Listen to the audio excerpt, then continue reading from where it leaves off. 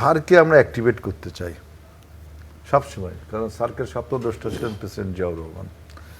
এই সার্কটাকে অ্যাক্টিভেট করতে চাই, কিন্তু বড় বাধা হলো আপনাদের ভারত একটা বড় বাধা কিন্তু সার্ক আপনার অ্যাকুমুলেট ফর্ম করার জন্য।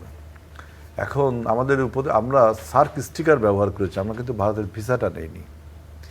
এইটা তাদের মধ্যে আমার ধারণা যে ওরা তো সার্ক ফরমেশন করতে চায় না, সার্ককে এত প্রাধান্য দিতে চায় না, এইটা হলো একটা বিষয়। এটার জন্য এই ঘটনা ঘটতে পারে। আর এতক্ষণ যারা বিশ্লেষকরা যা বলেন এটার সাথেও আমি একমত, আমি অনুমানগুলো বলছি। এবার আছেন যে ভারতের হাই কমিশনার বা অন্য কেউ যদি আসে তখন আমাদের রেসপন্সটা কি হবে। তাহলে আমার তো সেই কবিতার কথা মনে পড়ে যে উত্তম আর অধম, তাই না? কুকুরের কাজ কুকুর করেছে, কামড় দিয়েছে পায়, তাই বলে কি মানুষের কামড় কুকুরের গায়ে শোভা পায়। আপনি আমার সাথে যেটা করলেন, কূটনৈতিক নর্মস রাখলেন না, আমি তো সেই কূটনৈতিক নর্মস ব্রেক করলে তো আপনার সাথে আমার পার্থক্য কী থাকলো? কূটনৈতিক নর্মস তো আমাদের রাখতেই হবে।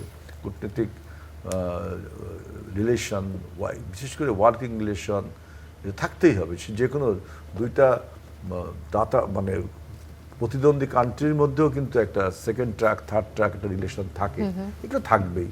আপনি ভারতের এখন যদি কেউ আসে, অবশ্যই বাংলাদেশ সরকার তাকে ওয়েলকাম করা উচিত। ওরা আমাদের একজনকে ঢুকতে দেয়নি, অবশ্যই নিয়মকানুন মেনে তাকে আসতে হবে, এটা ঠিক। এবং বেশ কয়েকটা বিশ্লেষণে এটা এখন ঘরেই হবে বিয়ে বাড়ির পোলাও, যদি থাকে আকিজ এসেনশিয়াল সুগন্ধি চিনি গুঁড়া চাল।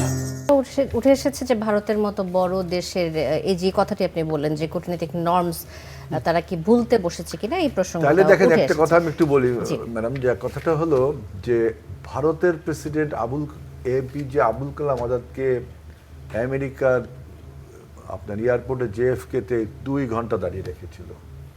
তখন কি ভারত চটটা খায়নি আমেরিকার কাছে? রাখছে তারা।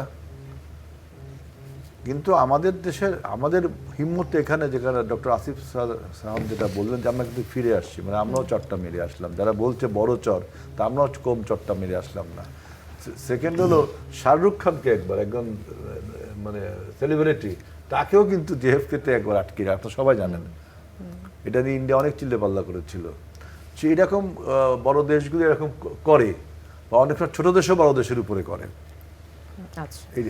এই যে ডিপ্লোম্যাসিতে এই যে আপস অ্যান্ড ডাউনস বা ব্যালেন্সিং এগুলো হয়, এইটা নিয়ে যদি আপনি বলেন যে বড় একটা চর মারলো, তাহলে তো মানে কথাটা হলো যে আপনি যে এখন গন্ডগোল করতে চাচ্ছেন নাকি, আমি এটা বুঝলাম না।